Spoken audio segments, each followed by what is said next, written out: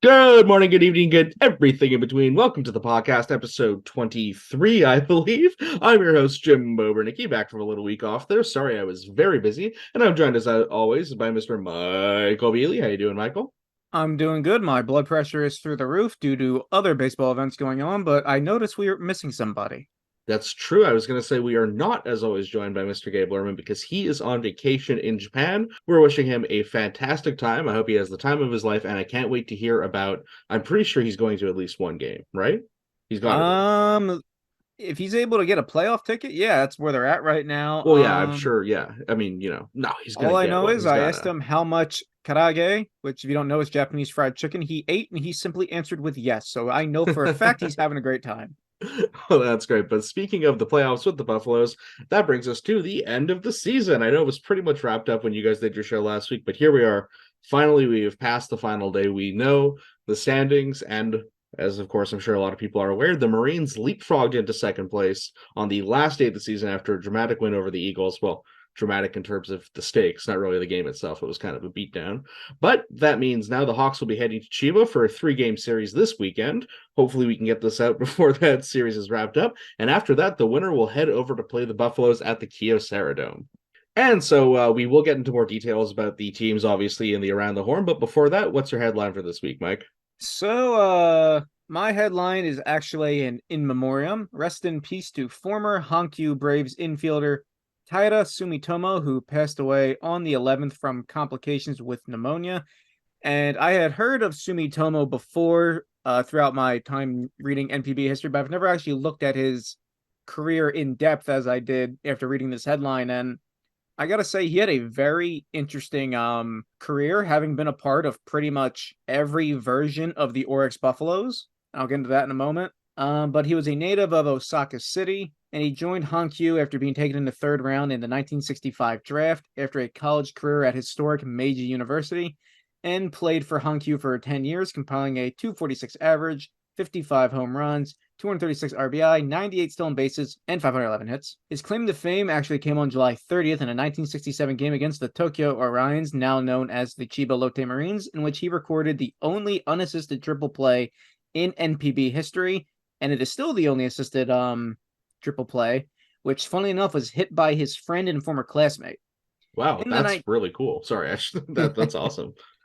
it was even a topic of discussion after the game, like, oh, how'd you know where to be? And he's like, oh, we were friends and all that, played together. But in the 1973 Pacific League playoffs, he took home the Fighting Spirit Award as the best player on the losing team. Basically, had this team moved on, beat the Orions in the playoffs, you would have been the MVP. It's kind of what it is. I think it's a great award to have. I think they should do that in other leagues. Someone that just goes crazy, but they're not going to get the MVP award because the other team, didn't play. We know their teammates didn't show up, but I think they should still get some sort of, Yeah, I you remember know, there being Super Bowls where I thought someone on the losing team should have got the MVP. But yeah, I mean, that's an there's been idea a lots for. of. I think there's only one World Series where the losing team got the MVP. They just don't want to do it. I Oh, who mean, was it? I feel like, yeah, what is I that? think he was on the Yankees, honestly, but I could be wrong. Oh, was it like, what's his name? Mattingly?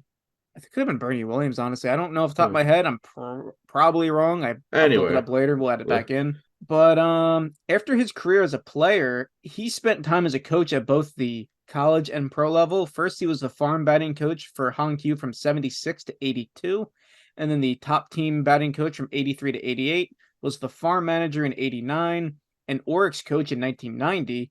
After Oryx, he moved on to Kintetsu, serving as the batting coach, the base coach, a fielding coach, and the minor league manager until 1995, where he moved over to Nippon Ham for a few years before retiring in 1999, and he became an analyst for TV Saitama's one of their flagship programs, Hit Night, which was basically every baseball game that did not feature the Lions. So while the Lions were on the road, they would have TV Hit Night and show whatever other teams they were playing that day. In 2007, he came out of retirement to manage the Oryx Buffalo's minor league team until 2008, when he stepped down, or no, when he became the interim manager, excuse me, after manager Terry Collins stepped down. Yes, that Terry Collins, Mets Terry Collins, who also managed the Chinese national baseball team back in the 2000s. Look it up; they made a documentary about it. And then after that, he became a coach and a manager with the Seiki Medi Baseball Academy and Adult Baseball Club in Hyogo Prefecture. So yeah, Hankyu, Oryx, Kintetsu, He's probably another team in there. I mean, the whole Oryx makeup is all over the place, all with mergers and everything. But I just found that he had a very interesting career, and it was such a joy to read his Wikipedia page and look at some Japanese websites about him. Yeah, that actually sounds like a really, really cool career. I'm glad you actually brought that up. I'm gonna look into this guy after too. Like that's some cool stuff. And after that, we're just gonna take a little break here. We're gonna play one of our ads, and we'll be back with our Around the Horn segment. Take a listen. Every day across America, thousands of baseball fans are starving for live games because they're stuck working the night shift. They can't watch games live and are left to scavenge for highlight reels on YouTube. It doesn't have to be this way.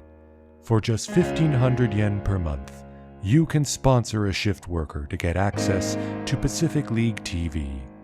Live broadcasts, including farm team games, with start times between midnight and 5 a.m. Eastern, all blackout free.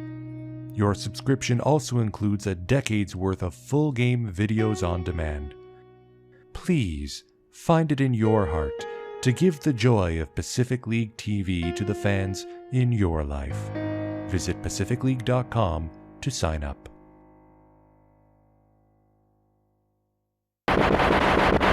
And so that brings us to our Around the Horn segment, where we take a look at every team in the league from top to bottom and do a little in-depth analysis. And because Gabe's not here, I'm going to start off with the current champions, the Oryx Buffaloes, 2-1 since we last spoke, with 2 solid wins over fellow playoff participants, the Marines and the Hawks. Though it is worth noting that the one loss they had this week was an absolute beatdown by the Marines. Mike, I hope you talk about that later, because that was a very weird game. You know it. And also, Yoshinobu Yamamoto, though was kind of sealed already, officially wins the 3rd quadruple crown of his career. He is the first player in PL this year with 16 wins, a 1.21 ERA, 169 strikeouts, and a 7.727 WPCT. What's WPCT? Dude, half No these idea. stats are made up. I have no idea. Yeah, okay. Well, listen, he had 727 WPCTs. What a guy. I should probably look that up and edit it in later. Now, for my money, Yoshinobu Yamamoto is a good baseball player. Yeah, let me That's tell your you. hot take for Let the me day. tell you. Yeah. My analysis, kid's good. He's got the stuff. See, if that was me, I might be a bit better, but him, he's great. Nah, built different. If I was in his situation, I couldn't do as good as him.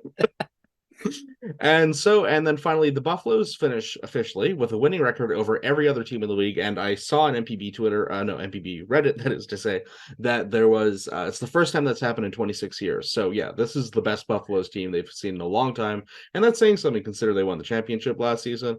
I think they're the favorites to win it again this season, but I don't think that's a big surprise. Yeah, I would not say that's even. I'd say it's pretty much a given, honestly. I mean, there's a lot of people who think Hanshin's going to win, but no. From what I saw, I didn't watch a lot of Hanshin games. From what I saw over the interleague play, no, Oryx is much stronger. It basically boils down to no, my team, no, my team, no, my team, no, my team. Pretty much.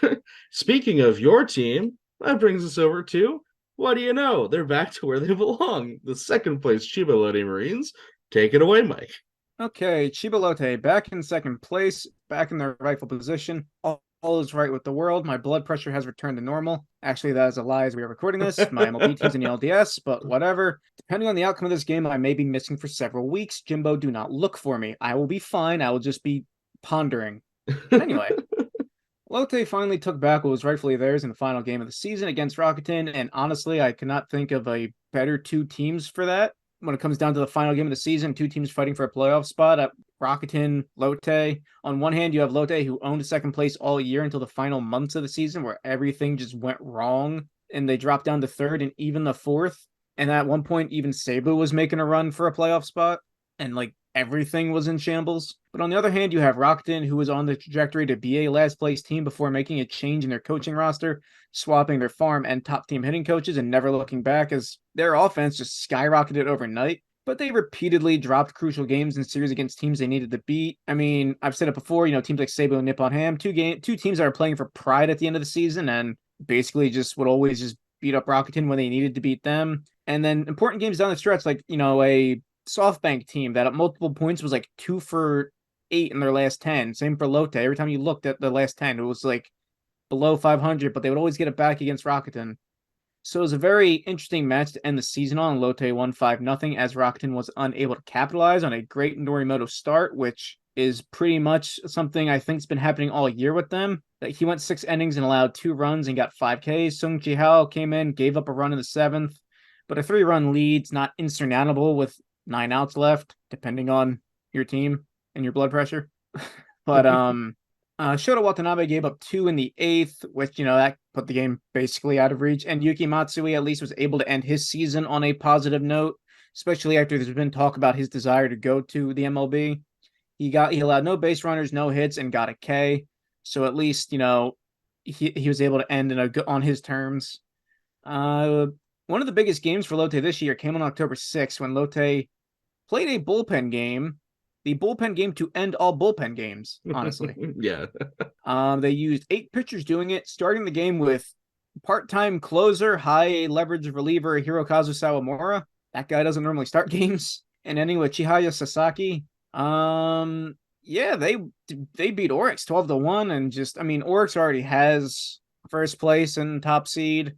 I'm sure they were still playing their heart out, but Chiba just really needed to play really well that day, and they did it. So, won't get too much into off-season stuff until after the playoffs, because each player needs to declare a free agency, and as of right now, none of that's happened. And also, it's NPB. Everybody signs an extension anyway. Fair enough. That's a fair enough assessment, though. If they are going to sign with the new team, more often than not, it's the third-place team, the Fukuoka SoftBank Hawks, who ended the season on a bit of a drab note, picking up a loss and then a tie, but hey, the tie is all they needed to get into the playoffs, and now anything could happen. I don't entirely fancy their chances against the Marines. I was really thinking about it and trying to be analytical and not emotional, and it's an uphill battle to climb. But you know what? You never know in playoff baseball. They also have had some good games against the Buffaloes. Maybe they can make a little noise, but I'm not going to bet the house on it or anything. Other than that, there's not really anything to cover. And that brings us over to the team that just fell short of the final spot. They really, really had to battle it out. But like you said, it was sort of the story of the whole season. They couldn't pull it out against the second and third place teams, the Rakuten Golden Eagles. Is there anything else you want to cover here? Because I feel like you covered a lot with the Eagles on your Marine segment, but, take it away.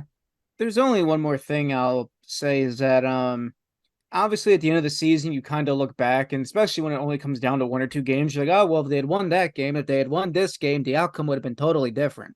But I would say the true big change in the season for them was the performance of Masahiro Tanaka, who pretty much had a very, very down year by his standards. We talked about it a couple episodes ago, and then, of course, the next start he went out, was lights out. You could look at that and be like, oh, well, if, they win this game and, Tanaka doesn't give up this many runs, but ultimately it's just a lot of things. And I really do think, next year is going to be a completely different story for them. I think with their new offensive outlook from the whatever the hitting coach gave them, I think they're going to be a very good team next year. And whatever they do in free agency, whoever leaves coming back, whoever they pick up, I think everything's going to work out for them. And that's how I'll just close that chapter on our first full season covering teams in depth for Rakuten. There you go. Actually, and there's something I think we are a bit remiss to point out, both of us, for 3 teams now. A 3-way tie for the home run finish with Kensuke Kondo from the Hawks, Hideto Asumura, I should say, from the Eagles, and of course your Gregory Polanco on the Marines. All of them ended with 26, which is a very low number, but these guys, I thought they all had really good seasons, especially Kondo. Kondo had like a MVP season, basically. But yeah, Asumura was very good, very money for most of the season. But yeah, like most of the Eagles couldn't pull it off in the end. On the home run number, though, I'll just chime in and say, a lot of people are talking about like, oh, it's something with the ball, but when it seems like every single team has an amazing rotation, like pretty much everybody, even the Lions have a bunch of great starters. Yeah, I was gonna say, what are you gonna do? Yeah, speaking of, the Lions have been great. Even Nippon Ham, even though they're in last, they've got a really good rotation. It's The only rotation I actually don't really trust is the Hawks. That's probably from watching them so much. But you mentioned the Cebu Lions in fifth place. I'll be honest, there's not really anything to report with them. They finished all their games before everyone else. That we knew they'd finish in fifth. I think I heard Kazuo Matsui's back next season, so that's good. That's nice. I think I probably reported that last time, but it's good to remind people. And that brings us over to the last place team, the Hokkaido Nippon Ham Fighters. Similar deal? Question mark. As for the Fighters, not my usual team to cover. Don't expect Gabe's level of intel here, because I swear Gabe knows everything about that team. He knows everything about all the teams. He could do this whole show by himself. I feel like he had a lot really more fun. He's us. he loved everything about Oryx, but I feel like he also just really loved covering the Fighters all season. Yeah. But I'm not gonna be able to do all of that. But the Fighter season is over, of course. The last place finished with a 60-82 record, near identical to last year, where they finished in last with a 59-81 record. They've been out of the playoffs since 2018, where they finished third. And the only thing I even remember about that postseason was the Fighters loaded the bases and gave up a first pitch grand slam to Alfredo Despaigne, and the Hawks won the Japan Series that year. Ooh. They've been below 500 every year since then. Go find that clip on PLTV, speaking of the grand slam. But anyway, Big Boss Shinjo has a flair for the theatrics and drama, and he was brought in to bring a new life to the team, and he's pretty much done that.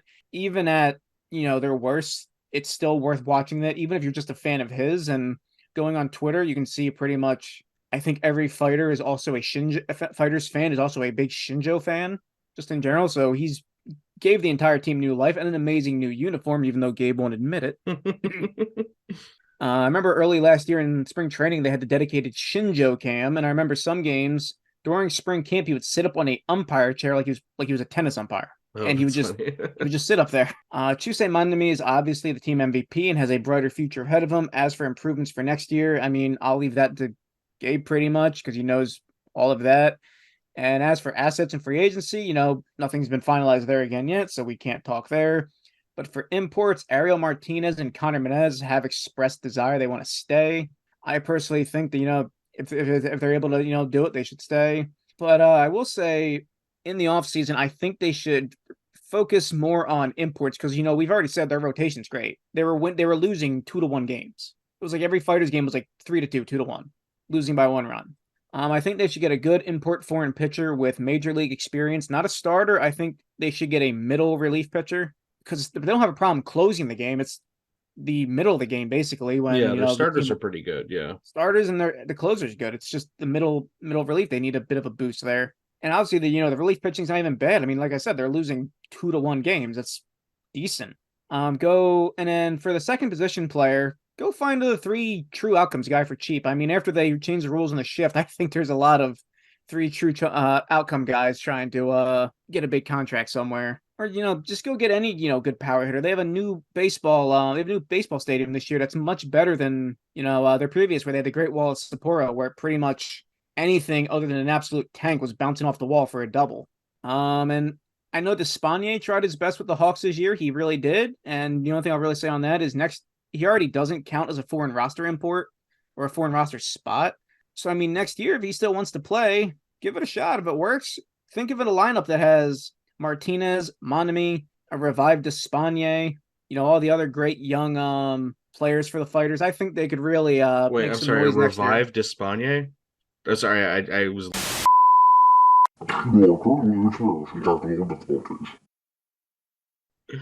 Anyway, where am I restarting? Yeah, that really derailed. Do you have anything else on the Fighters? Yes, I know Despaigne had a down year this year, but I mean, he came in halfway through the season, maybe with a full season, a full spring training under him, no WBC or whatever. I love the WBC, whatever he was doing, before he came back in the middle of the year.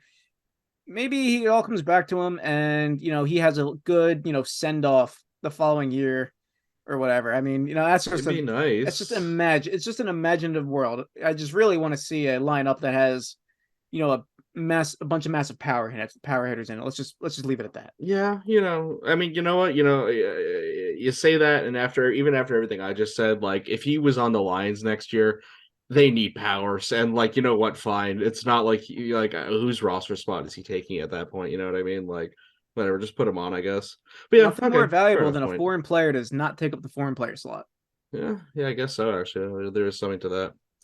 And actually, yeah. I mean, anyway, Dude, enough about Despania. My goodness, we devoted way too much time to him in a Nepo and Ham Fighter segment, and so we're going to get ourselves back on track, do a little recovery, little splash of water on our face. We'll be back in a moment. Hey, you should be betting on sports! Like right now, open your phone, download an app, and start blowing money on silly wagers. We'll even give you a head start with some quote-unquote free money! Come on, what are you afraid of? Are you a whiny little baby with a dirty diaper? Everyone bets on games now. Your friends' friends, your mom! That's right, your mom bets on sports. How do we know? Actually, there's no betting on sports in Japan, which means all broadcasts on Pacific League TV are free from the scourge of sportsbook commercials. So you can enjoy baseball without being taunted by the broadcast. Visit PacificLeague.com for more details, or watch Dingo.com for free live games without commentary within North America. And so that brings us around to the final portion of the show, our familiar faces in new places. And this one's a bit different because I think all of our former familiar faces in new places are all out of the playoffs in the new place, as it were, which is the city MLB. But we will have a new familiar face a new face heading to a new place. Rentaro Sasaki has announced his intention to go play in the NCAA next season. So he won't be entering the draft, which surprised everyone, I think is fair to say. And so I think he's going to go play in a college in the US. There's some talks about how NIL will work for him in terms of how he's getting paid for stuff, because they pay college athletes now, which I think is a good thing. Honestly, I'm very much in support of that. Just really shocked. And honestly, I'm going to be real. I'm sad. I'm disappointed that he's not going to be in the draft, especially if like the Hawks got him somehow. But I mean, it is what it is. That's what he thinks is best for him. I'm sure even if he doesn't have a great American career, a team will take him back. But I'm hoping he does have a great American career. It'd be really cool to see him be like a Prince Fielder who doesn't get injured. A lot of people have compared him to the Japanese Prince Fielder. And good luck to you. I'm going to try to watch some NCAA games wherever he goes, though. I'll tell you that much. So it's good for the league, really. Yeah, I bet. I bet so there's going to be a spike in Japanese viewership of NCAA baseball. And so, again, that's kind of all we have. What do we have here? Do we have a question of the day? Is there anything you want to ask or ask the people? Actually, well, wait. I think there's a very obvious one. You a superstition one, maybe. No. Well, I think it's you and me. It's Marines and Hawks. Who do you think's going to win? Due to the fact I have to remain impartial, that is my professional analysis. That's it. Okay, fair enough. I think the Marines are going to win because I've really been looking at it, and it really comes down to the pitching versus I think the pitching and the hitting is sort of a wash. The Marines pitching against the Hawks pitching. It's more that I trust the Marines hitters a bit more than I trust the Hawks pitchers. The Hawks pitchers have just been really shaky all season. But that being said, the Hawks hitters can go off at any minute. I just think but they will be playing at Zozo Marine Stadium. Exactly. They're playing Zozo Marine Stadium where, hitting gets nullified a bit. And and the Marines have been great at home all season, so I just think it's an easy pick for them. And then I think they're going to get demolished by the Buffaloes in the final, probably. But we'll get there when we get there. Alrighty, well, Michael, enjoy the Atlanta Braves game you're watching, and I will see you guys next week. And hopefully, we have some great playoff baseball this weekend. Take care. You correct that and call it the Philadelphia Phillies game I'm watching right now. What did I say? You said the Atlanta Braves game I was watching. Don't you do this to me? Enjoy the Phillies game. Thank you. Oh, that's amazing that I did that.